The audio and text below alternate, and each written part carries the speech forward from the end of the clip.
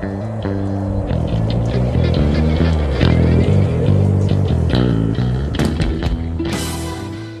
guys, Static here with another build video for the Homestead patch, this time for a Magicka Nightblade. This build exists for one purpose: maximum destruction. Shields? No. Self-heals? No. Killing 20 plus people on a flag or a breach? You got it. It's the Firebomb build. I want to start out by saying this build is not for everyone. If you're the kind of player that doesn't like to die, this is not the build for you. This is kamikaze. Most of the time you are going to die, but it doesn't have to end with you like frowning and throwing your keyboard. With this build, when you die, you have a giant smile on your face because you almost always are going to take multiple targets with you. Now, bomb blades have been around for a long time, and this is just kind of an alteration of the typical bomb blade pre-destruction ultimate for the playstyle of today. This works great in groups to add to the power of your ult dumps on piles of people. And when you have a good group healer, you don't have the survivability issues this build is faced when you play solo. So when you're solo, you're almost certainly going to die after engagement. The strength of this build is the element of surprise. You wait for that perfect moment when a group isn't paying attention, and if you land one kill, you're probably going to land many. Now it needs to be said that you can make several changes to this setup to meet your playstyle. If you want more survivability, you can run a resto staff, and you can stack shields or even try to master your shade for teleporting and kiting. It's totally up to you. For me, I went with straight stupid damage here. I know I'm going to die in most scenarios, but that's not to say you can't get away sometimes by the use of your cloak. It's just that a lot of the times cloak can be broken if someone just sneezes in your direction. So don't expect to get away if you play this build the way I like to. So let's start out with the stats here. We're looking at 1566 recovery. We have 53% crit, and that's not utilizing Thief. We're running Shadow here. This is straight damage. 3874, you're looking at over 4k spell damage with your continuous attacks buff in Cyrodiil or in IC. Your resists don't matter. Your crit resistance, I do like to have some. Generally, I always shoot with my builds for close to 2k crit resist. That's where I want to get, because if you have a healer running transmutation in group, your crit resistance is going to be right at 3,300. So that's 50% cap. You can't go past 50% reduction. So 3,300 is that cap, much like your spell and physical resistances are 33,000. So keep that in mind. You have good penetration with this setup. Like I said, I am running the Shadow. I'm a stage 4 vampire. You want to be vampire on a mag blade. You always want to be. Your cloaking is just not going to be effective if you can't run quickly while in stealth. So you need that Dark Stalker passive. We're using Witch Mother's Potent Brew. That's the reason that we can have 38,000 Magicka and we're still rocking okay recoveries because of this food right here. So that's nice. In Cyrodiil, you're looking like 23k health. It's pretty irrelevant. Like I said, most of the time you're going to die, but it doesn't need to be a bad thing. You're going to be taking people with you. Let's get our CP out of the way here. So we're going to go 100 into Magician just for the reduced costs. We're going to put a lot of points into recovery, just why not? And break free just in case we get our CC. Just get 5% reduction there, just for a little something. Now we're going straight crazy damage here, and we're just going to go 100 elemental export and 100 into Elfborn. Nothing into spell erosion, and we still have around 10k penetration, so you don't really need to worry about too much there. This crit resist is just because I am rocking some divines in order to get more damage out of the Shadow Mundus Stone. With the few pieces of impen I have, this puts me around 2k, which is the magic number if you're running with someone with transmutation, as I said before. I really die more to stamina-based players, so I go heavily into Hardy, not quite as much into Elemental Defender. So that's the CP. Go ahead and take a look at the sets. They're pretty typical of what you would find on a bomb blade, like I said before. We're going to be using Grothdar. We're going to want one medium, one heavy for the Undaunted passives. We're running Alchemist, and we're running Vicious Death. So you need one Vicious Death on your dual swords here. You could even go sword and board if you wanted to here, and hold block after you go in for a destruction ultimate, just to kind of survive as you're using sap, which we'll see in the skills. So you need an Inferno Staff on the back bar. I am a Dark Elf for that fire damage, by the way. And Vicious Death, Alchemist, Graftar. Pretty cut and dry. Now for skills, like I said, a lot of things can be changed here. You gotta just work it out for yourself. We want our Shadowy Disguise. We want that guaranteed crit on Cloak. There's a trick that you can use with your Destruction Ultimate that if you drop your Destruction Ultimate here and you're spamming Cloak in the middle of a group of people, these are all going to be crits on the ticks of that Destruction Ultimate. And with your Shadow Mundus Stone and with all your CP, you're just going to be hitting really hard with it.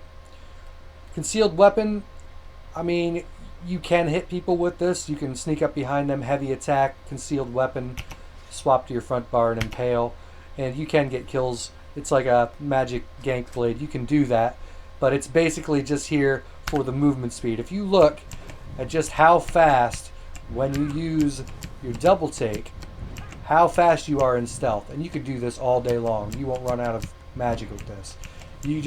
You're so mobile when you're in stealth on this build. It's ridiculous. So it's pretty good to have your concealed weapon here. And as I said, double take. The dodge chance is nice for when you are coming out of stealth onto a group, but it's really about that movement speed. You can just dip away so quickly. Proxy Det, you're going to put this up. 8 seconds later, it's going to go up. You just use it with your opener. So you're going to be running Merciless Resolve here to get your Minor Berserk. And once again, like I said, you can use this in open world. You can try and gank people with a concealed weapon, or you can for light attacks to proc your Assassin's Will, and then cloak in on them, open up with a concealed weapon, hit them with the Assassin's Will proc, swap and execute. I mean, you could totally do that, but this build is really centered around the ultimate bomb. It's one trick pony, but it does it very, very well. So we're looking at the front bar here. Sap Essence. Once you go in and you jump in on a group and you have your ultimate going, you're going to want to spam this. You get a lot of kills between this and Graftar procking while people are feared. You Lotus Fan in, by the way, here's your gap closer, puts a small dot onto them. You don't always have to use this. I usually generally use it for when people are trying to run away. After you fear them, they break free. Everybody's trying to get out of the Hellfire, and you just gap close to them, and there's nothing they can really do. Sap Essence does give you your major sorcery, but we're just to be sure, so you can pre-buff before you go in on people, we're using Spell Power Pots, which with Spell Power and Spell Crit on them. Your Fear, like I said, it's bread and butter CC. It's going to hit that group, get them running around, so it's definitely good to have. Now this is one that a lot of people don't run, and when you use it right, it's unbelievable. Right before you're doing your ult, you're going to mark a weak target in there. You look at somebody that looks like they're wearing light armor, somebody that's low rank, low CP, something low level.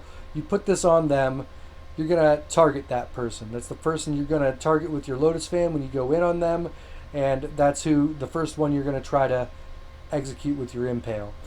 What's going to happen is if you get a kill right away on that one person, you're going to have that major berserk, and all of your damage from this Hellfire is going to be 25% stronger for 5 seconds, or generally the remainder of the ultimate. So it's amazing. What you're going to want to have here is Soul Harvest, just because when you do this, you're going to be getting so much ultimate back so quickly that you could, in theory, if you do it correctly and land a big killing blow on a group, you're going to have another destruction ultimate immediately. That's how fast you can get the ultimate back. Between your passives in Alliance War for Combat Frenzy and getting kills on your Soul Harvest bar, you're going to get an ultimate up again very quickly. So that's how it's done. I'll show you here exactly how to buff up and do everything. But when it's done right, you're looking at a lot of destruction in a short amount of time, and it's a lot of fun. I do want to mention that in the past, I mean, most bomb blades, they would be using the Soul Tether. And you can still do that on this build. It's no different than it ever was. You put Soul Tether here, And you could even swap out your Reaper's Mark. You can put your Inner Light here. That's going to give you your spell crit. You can run Entropy over here to get your sorcery at a distance, and you don't have to run spell power pots anymore. So if you want a cheaper alternate way to run this, you still can. You don't necessarily have to use Soul Tether, but the way it works best for Soul Tether is using that Mage Light to get the Empower from the Mages Guild, and then hitting him with Soul Tether. It still works well as well. I mean, you can go either way you want with it. I just really like the movement you get out of the Eye of Flame. You can move around. You can heal yourself off the Sap Essence. You're fearing. You're executing, and it's pure mayhem. And I like that gameplay style. All right, so how do you implement this build properly? It's going to take some practice, but when you get it right, it's great. So say this target skeleton is a group of people. You got 10 people standing on a flag in IC or in Cyrodiil waiting for it to flip. Nobody's buffed up. Everyone's picking their noses. We want to be out of line of sight because while you're over in stealth, when you get your proxy debt rolling, see, it brings you out of stealth for a split second there. You don't want to give yourself away. Like I said, a lot of this build comes down to the element of surprise. So you're over here in stealth. You want to get buffed up. You want to get proxy debt rolling. You want to swap, pop Alchemist, cloak in, hit your Destro ult, mark, gap close, fear, execute. Now you're just sapping around. Grothar's going off. You're executing low targets, and you're just sapping away. Everybody's burning, and you're just going to get back-to-back kills on tight groups like that. So it's going to take some practice, but when you pull it off, it's pretty freaking great. So here we are in IC, and there's a group of people at this door. They were trying to go through or coming through. I don't remember which. But I come in, and this bomb hits here, and it's just mayhem. This is typical if they're not paying attention of what you can accomplish with this setup. It's just crazy. Alright guys, I hope you enjoy the build. I know the first time that you pull it off correctly on a group, I promise you that even if you die, you're going to be smiling because you made them pay for your death tenfold. So thanks for checking it out. Shoot me a like, subscribe, and comment down below with any questions. I really appreciate the support, and we'll see you next time.